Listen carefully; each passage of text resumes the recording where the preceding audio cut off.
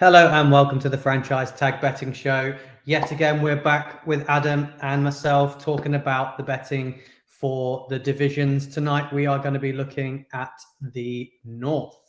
So we're going to be doing the AFC and the NFC North, talking about who we think might win the leagues and the odds on them, and various other little ones in there as well. Adam, we've now had everybody's played in the preseason. You may not have watched them because I know you are not a huge fan of preseason, but you've got to have seen some stuff on social media, some clips, some highlights, some little bits, some snippets. Are you enjoying what's I have going seen on? a few bits. Jordan Addison had a good catch. I saw that. Who else? There's a few other things floating about. Well, Trey Lance didn't look very good. Yeah, I saw that. That didn't look. I actually watched a little bit of that. I did watch a bit. That was against the Raiders, wasn't it? That yeah, that wasn't great. But at least the Raiders got a win. So at least they're starting positively. That's good.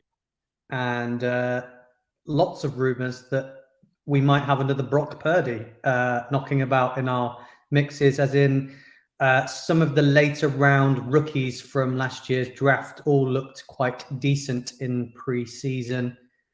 Who? So, wow, that's a secret for you. I think O'Connell looked quite good. Yeah, they said he looked pretty decent, but he's not going to play, is he? He's not. But did we not say the same about Brock Purdy? No. No, we didn't say anything about Brock Purdy. Precisely, that's what I mean. I'm sure if we brought him up, you would have said he won't play. Now he's a starter. Yeah, well, there you go.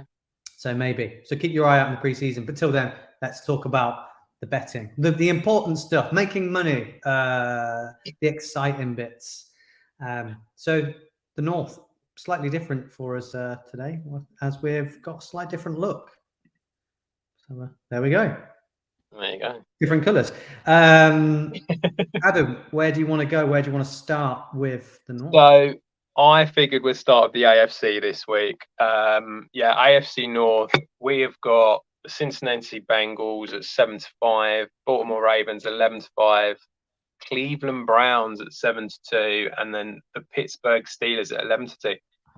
This is a pretty stacked division. I think it's going to be. This is one of them divisions where you genuinely think that all four of them could have a winning record this year. They all look pretty good. They all look fairly capable. Obviously, the Bengals did really well last year. Were a bit unlucky to not end up in the Super Bowl, but they are favourites for this one at 7-5. Obviously, Joe Burrow being injured at the moment is the sort of like the biggest concern as to how many games he could potentially miss. There is talk about the fact that he might miss one or two at the beginning, and to be honest, that might be enough in this division to cause a bit of a problem, given what all the others are like. I mean, you have to feel that with Lamar Jackson back, you would think that the Ravens are probably going to look better than what they did last year, and obviously that will be an improvement. They brought in some offensive talent and changed their offensive coordinator, so you got to think that's going to help them. Deshaun Watson's had a preseason with the Browns, so you feel like that's going to improve them, and he can't be any worse than what he was in that respect. And then finally, obviously, Kenny Pickett's got another season with the Steelers, so you kind of feel like there's a good chance of progression there, and that they will do better as well. So it's a really strong division.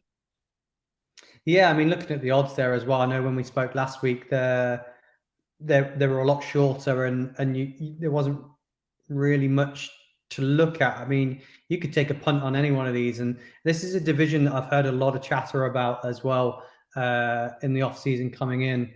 Obviously, everyone thinks Bengals are the quality, but people saying there's new regime, Lamar Jackson fit, got the wide receivers, Ravens could be in with a shout.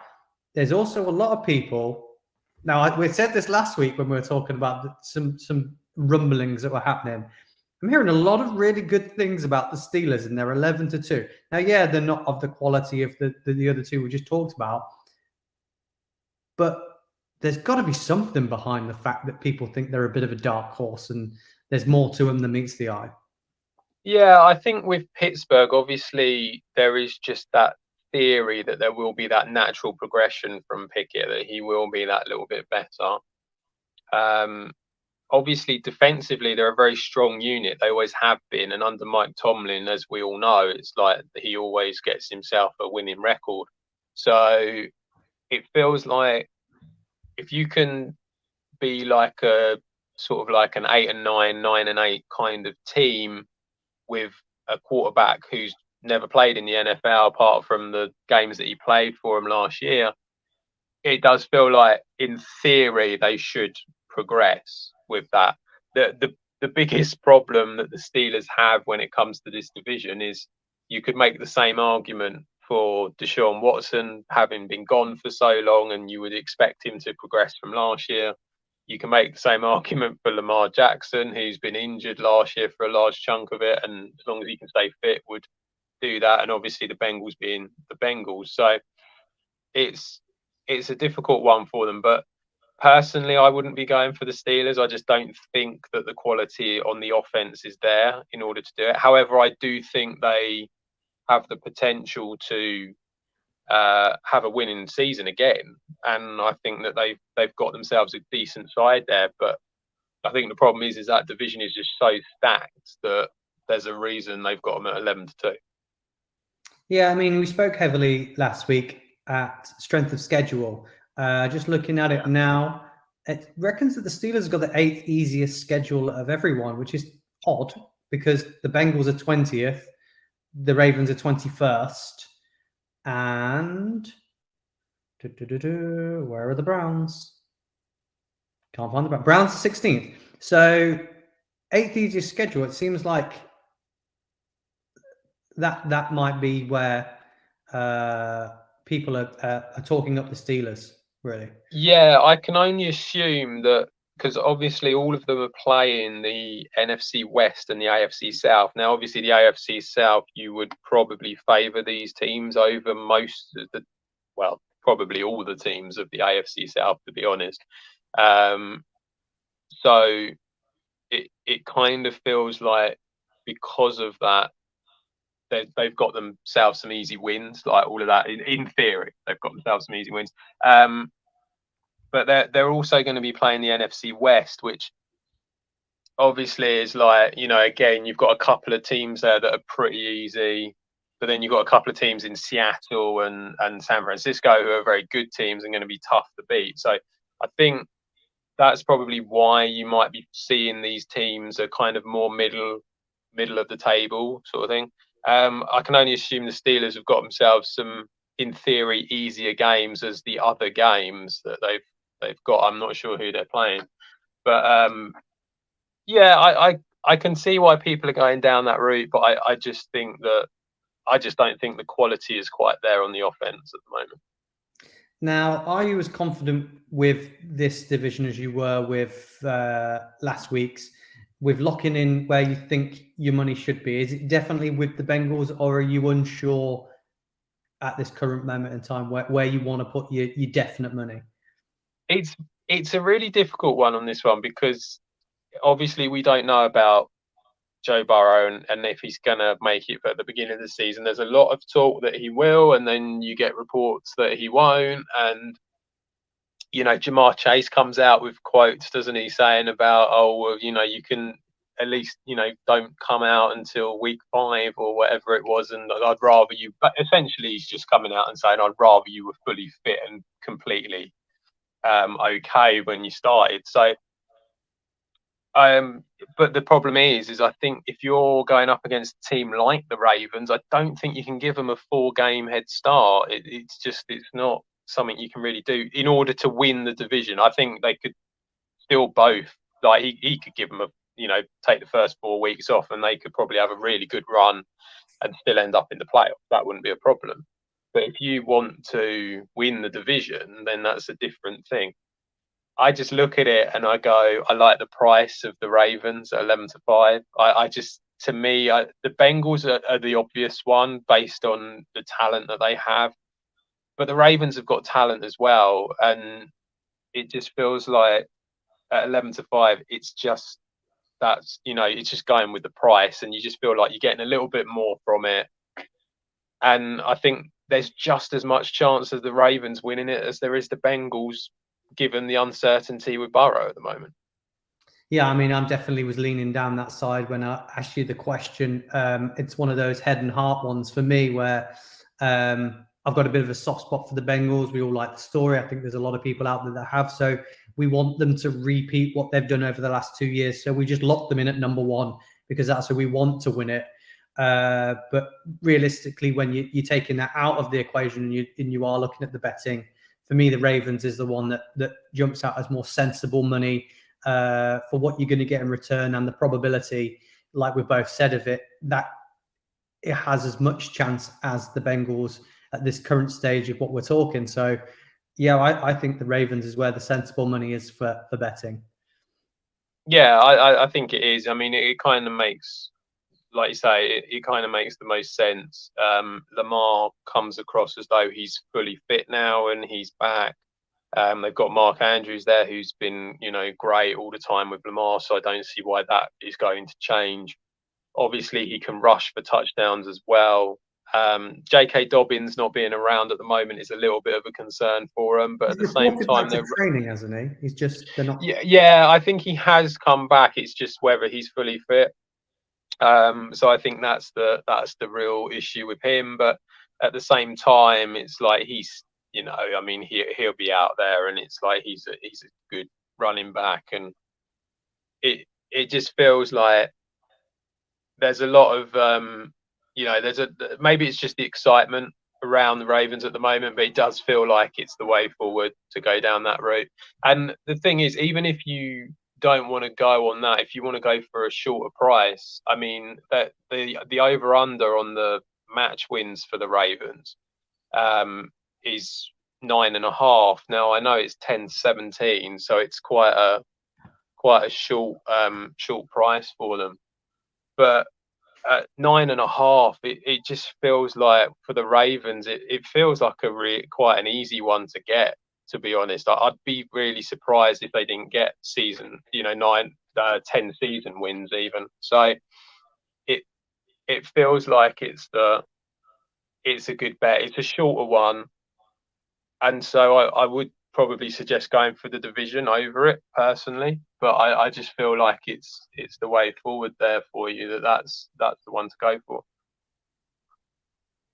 What we got on there? Regular season division wins. Hello. Where would you like to go now, Adam, for the bets? Where's the next? Well, I think if you go into the regular season wins, you can, like I say, you've got the 10-17 for the Ravens. The Bengals one is an interesting one because it's the over under is at 11.5, and I don't know if this has suddenly come in because of the potential injuries to Burrow and that sort of thing. But for the over 11.5 is 13-10. Now it feels that's not the worst price in the world, to be honest, to be going for that. The over on 11.5. It really depends, because if you feel obviously that the Ravens are going to be able to win the division, chances are the Bengals won't get 12. Because you don't get people getting 12 wins and not winning a division, so it's pretty unlikely. But it does feel at 13-10. That does feel like quite a big price for the Bengals to get 12 wins, and maybe it is because they're thinking that Burrow is going to miss games and stuff like that. But it does just feel that that's a decent one. And then the only other one really, the Pittsburgh Steelers, they've been set. Their sort of win total has been set at 8.5. So, I mean, we've kind of got a history, obviously, of they always have a winning record. So they're currently 4-6. So obviously it is a short price. for the over 8.5. But it does feel like 4 to 6 for them to do it. It does seem a pretty, given they always do, why are they suddenly not going to do it now, given the fact that we think that they're probably going to be improving? Yeah, I think definitely I would think you'd find it hard that anybody would bet against them having a winning season with the history. We thought last year they wouldn't be able to do it, and that wasn't the case. So yeah, let's. I think I'd want to have that money. Yeah, and then the only other one on there, the Cleveland Browns, it's really dependent on how you feel about it. I mean, the over under, like the Steelers, is 8.5. They're actually 7 to 5 to go under 8.5. Now, the logic suggests that Deshaun Watson will improve and will get better. But then the thing is like, and I know this is a different team, but no one's saying this about Russell Wilson. They're not coming out saying, "Oh, he's had a whole preseason with him. He's going to be better this year." It's just not. Everyone's going, "Oh no, he's just done." So it can apply as the same thing to Deshaun Watson. Under 8.5 at 7 to 5 again feels like a decent price for the under for Cleveland. They have got a relatively okay schedule. As we said, it's not incredibly bad, but at the same time, they are still going to be playing some decent teams. I mean, there are a couple of decent teams in the NFC West. They are going to sort of like create problems for them, and they got to play these lot as well 6 times. That's the other thing. So you could quite easily, if they struggle against these 3 teams, say they lose 5 of them, and then they lose to the Seahawks and the 49ers, well, that's 7. It's not going to take much more to get the under. So I think because of that, the 7 to 5 on the under for the Cleveland Browns, I think, is a bet worth looking at. Yeah, I mean, they've, as we said, strength of schedule, they're 16th. So they literally have the definition of like either a slightly winning or slightly not winning season. So, and I personally would bet that they'd might lose all of their games against everyone in their division. I think they're all going to be tough. So I would steer down the direction of them going slightly under a winning record. So yeah, I think that's sensible with them as well. Now, Adam, we looked at the top twos. Last week. I think it's a really interesting section. I think it's if you don't like the odds of the outrights, then this is where the extra penny can be found. This is slowly moving towards the sky odds of things, of where he likes more money on his return. So what are you saying with the top twos for this division? Personally, it's going to be a bit boring, I think, on this one. I think it will be the Ravens and the Bengals that will take the top 2, 19 to 10. I think you're nearly getting 2 to 1 for it. Is a decent price for that, and I just feel that they are the strongest 2 teams. As I said, I think the Steelers will improve, and the Browns, I'm not sure. I think it's so heavily reliant on Deshaun Watson that you just don't know. I think this is a team that could struggle again at the same time if he suddenly turns up and is the old Deshaun Watson. This is a team that could threaten the playoffs, sort of thing. So it's a really difficult one, but yeah, I think the 19 to 10 on the Ravens and Bengals just kind of feels the right one for that division.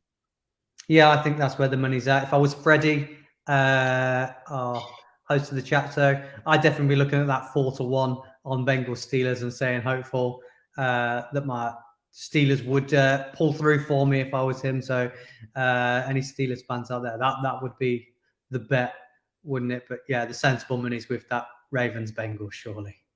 Yeah. At the odds, especially. Any more odds you've got for that division that you'd like to look at before we move on? I think that's pretty much it for the AFC North at the moment. Obviously, we'll do the any props and stuff like that in a separate episode. But yeah, I mean that's pretty much it for that one. Right, let's move on to the NFC then. Yeah, so the NFC North. So we've got the Detroit Lions are currently 13-10 to win the division. That is not me making it up. The Detroit Lions are 13-10. The Minnesota Vikings are 14-5. Chicago Bears are 4-1, and then my Green Bay Packers right at the bottom of the pile with the Bears at 4-1 as well. Do you believe, now obviously you're going to have a lot of to talk about in this division, do you believe that the Vikings have dropped off that much from what they did the last couple of seasons, or do you think the Lions have dramatically improved to be the winners of this division? I think the problem with the Vikings is that it was a bit of a false economy, wasn't it, with the Vikings? They were, was it that they won 8 out of 9 one-score games or something like that? And it kind of felt a little bit like it's just not sustainable to be able to do that every season. And I think that's probably why you're seeing it. I think offensively, I think the Vikings look decent. I don't think they look fantastic, but I think they look decent. They've, got the best wide receiver in the league, arguably. I think Jordan Addison, I think, is going to be great from the first moment. Kirk Cousins is a capable quarterback. He won't win you a Super Bowl, but he will. He can get you division titles. He can do it. And I know Dalvin Cook has gone, but as we've seen, Alexander Mattison is capable when he's come in. So I think they do have a capable offense. The problem is that they have lost pieces on the defense, on a defense that wasn't great in the first place. And I think that's where the issue comes in for them. It's going to be very difficult to win this division if you don't have a decent defense. And it's funny to say that because obviously the Lions don't have a particularly decent defense either historically, but it does feel like they're starting to build something. I think it's something that we've been saying now for quite a while. The offense has definitely improved. The defense hasn't improved at the same rate, but it isn't as bad as what it used to be. So I think that's probably why the Vikings have slipped just that little bit. Yeah, well, last year, definitely the Lions' offense was not the problem. It was a lot of games of who could score the most, wasn't it? Yeah. Which does concern me slightly that they are being locked in as the favourites by the odds as well that it's at. That the bookies are almost certain that defense is dramatically going to improve from what it did. Yeah, it's a really difficult one because obviously when you go back to the draft as well, I know they did bring in a few players on the defense, but they didn't really sort of go directly to the positions that you felt like they needed to on the defense that was desperate. I really like one of their players. I like Jack Campbell. I think that he looks like a really good linebacker. He's done well in preseason, and yeah, I think he will do well.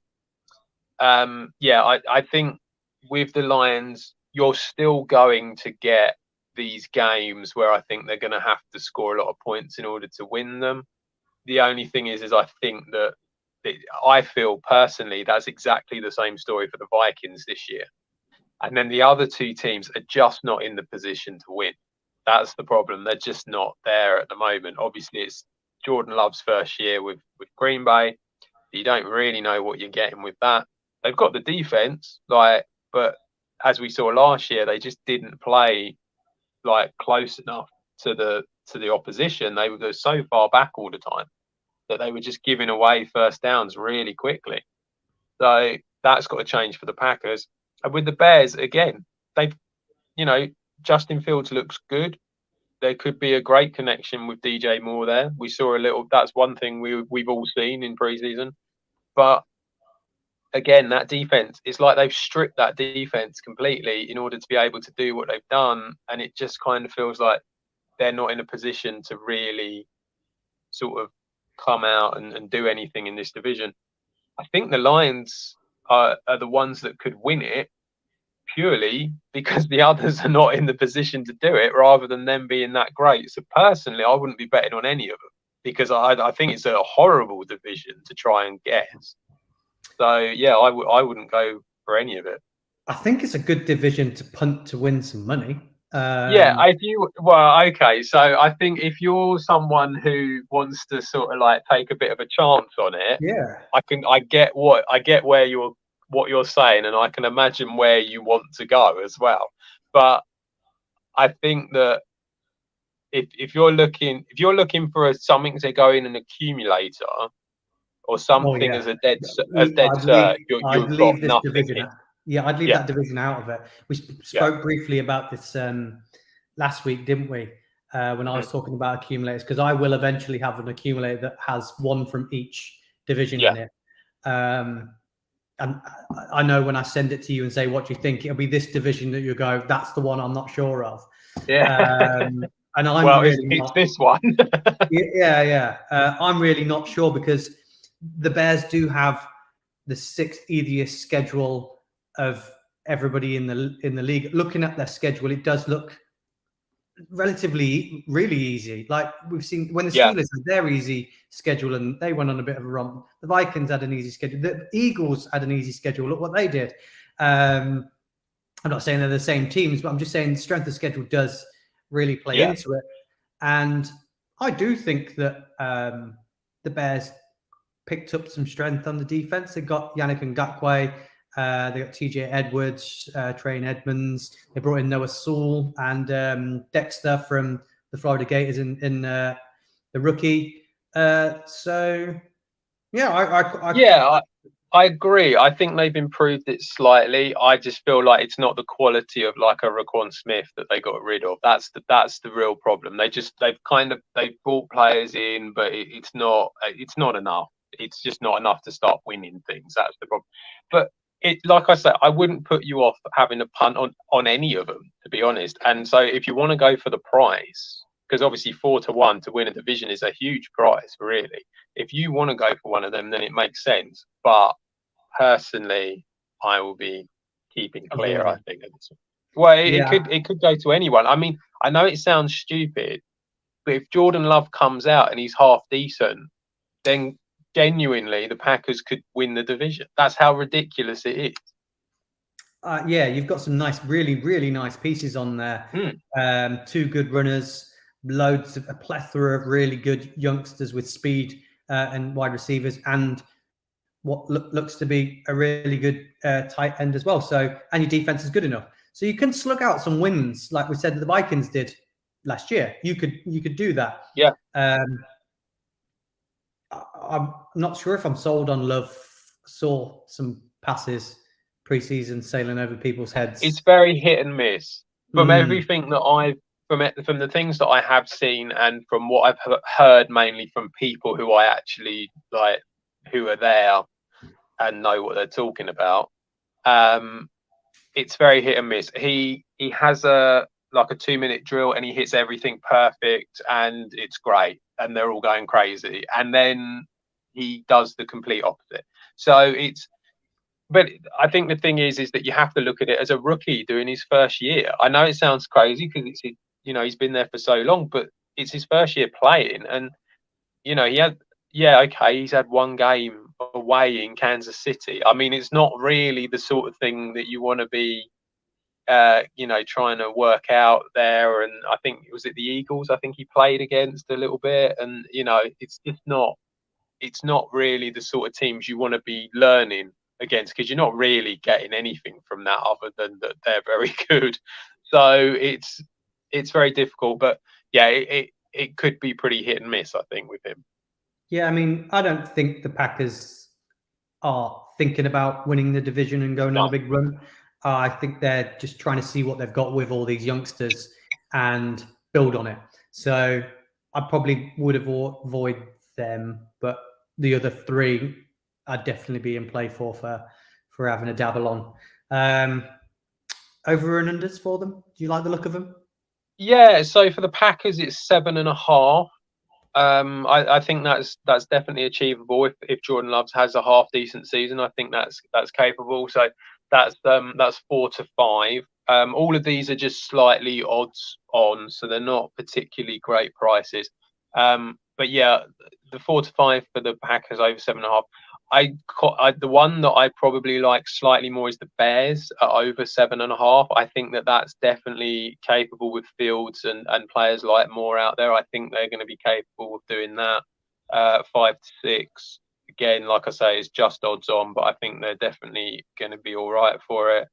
And the other one is the Vikings. The Vikings are over under 8.5 at 5 to 6.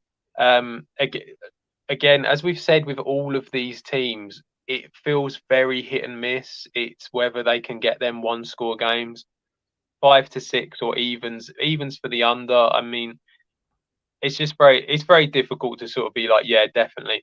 The only one that I do feel a little bit apprehensive about going for the over is the Lions, because it's 9.5, so they need 10 wins. I think they can get 10 wins, but again, like I say, there's going to be a lot of 1-score games.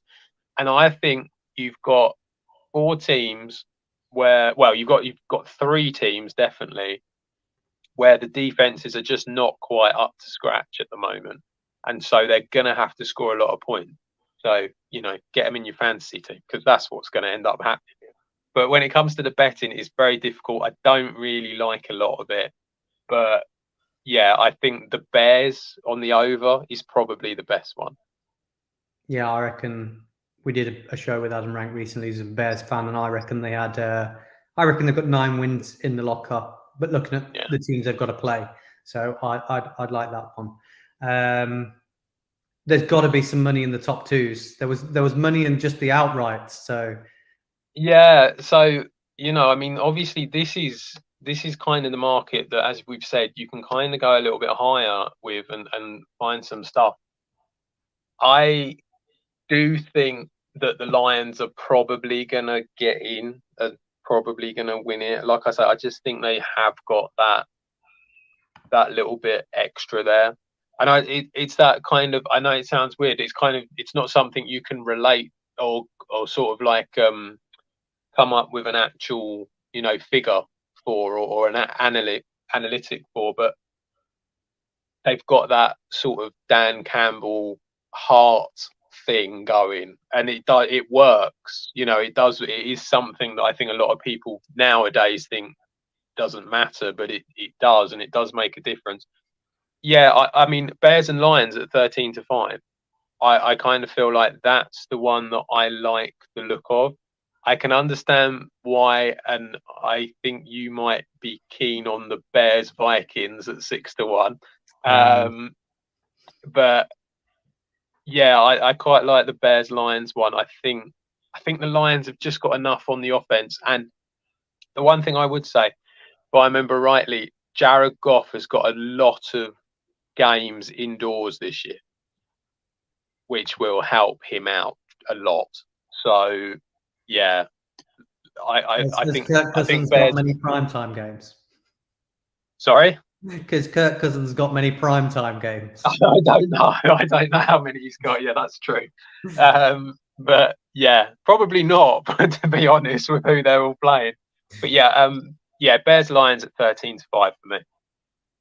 Yeah, I think there's definitely money to be had in there. For me, I personally think it's Vikings division until I see that it's not, and I'm just going to stick with that because I'm rooting for the Lions and love their story. Similar to the Bengals, wasn't it? Like similar hype around the growth of them and what they're doing. But until I see it and see it done for the full season, I think it's still the Vikings division to lose. So that's why I like that. And I've got a bit of a soft spot for Justin Fields. So not a Bears fan like Freddie liked to claim last time. Justin Fields fan. Very different things. So yeah, I'd go with that. But yeah, again, head and heart, you're probably sensible with either Lions, Bears, or Lions, Vikings. Betting wise, I wouldn't listen to me on that one. because I am definitely going over looking at it differently. So yeah, that's the two divisions. Adam, was there anything in there that we just spoke about? Maybe two bets that you like, definitely put your money here. I think Ravens Bengals definitely at 19-10. I think that's the price. Really, the one that's kind of like just short of 2-1. I think that's the one that's definitely worth looking at. And then the Ravens, if I think I think they're going to be better than what some people think they're going to be. They're a pretty, they were a decent side last year, even with all them injuries. So I think they're still going to be very capable. So 11-5 for them to win the division isn't a bad price either. Yeah, lock your money on those two bets. Steer clear of the NFC North. And Ravens for Adam. There is little, sounds like a bit of a dark horse for you. So yeah, a bit of a surprise, I must say, because I'm very much like I've kind of been very much on the Joe Burrow, LSU, and all that train and stuff like that. And I'm very much, I do like them, and I still do. I still think they're going to be a very good team this year, and that they do really well. But you kind of, although I'm not a massive, I've never been a particularly big Ravens fan. I just feel that they're kind of in that position at the moment where they're a strong team, and if they can keep everyone fit, that's their biggest problem, is keeping everyone fit. If they can do that, then they're going to be good. Yeah, having been a fan of the American football for a long time, I've always found the Ravens boring and very good defensively, and not a lot really going on offensively. That might be because majority of the time they had Joe Flacco. But yeah, I think there's a bit of buzz about them. They've got a lot. They seem to have added a lot of excitement in the wide receivers and tight ends. Yeah. So yeah, there is a bit more to get on board with them, and a lot more likability with them. But yeah, that's our bets for that division. So we'll be back again soon with what we got left. We got the South and the West. South. Yeah.